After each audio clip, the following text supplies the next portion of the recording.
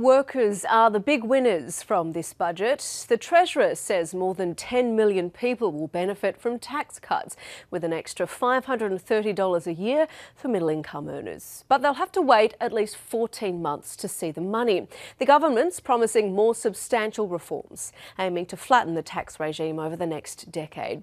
There's $1 billion in the budget for an urban congestion fund and money for big-ticket infrastructure projects in all states. Victoria gets the lion's share, with $7.5 billion in total.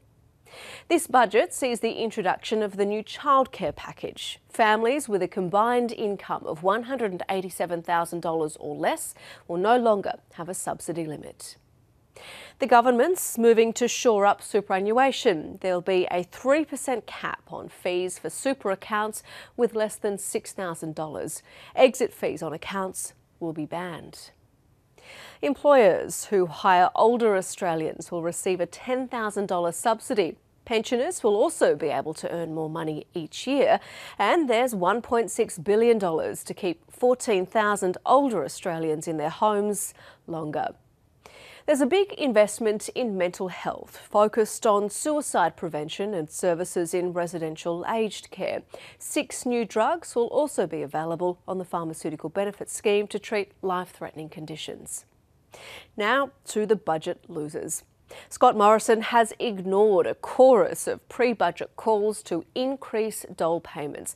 He's actually hoping to claw back millions in suspected overpayments to welfare recipients while increasing the waiting period for new migrants to access benefits.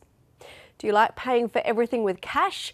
That's going to be harder from July next year, with the government introducing a limit of $10,000 for cash payments.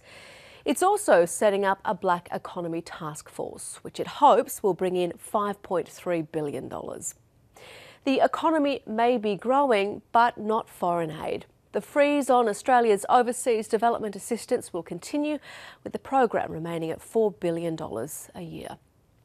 The ABC's annual funding indexation will be frozen for 3 years from July next year, saving the government $84 million. And finally, one of the more unusual budget measures cracks down on celebrities who've licensed their fame or their image to a low-tax entity like a trust.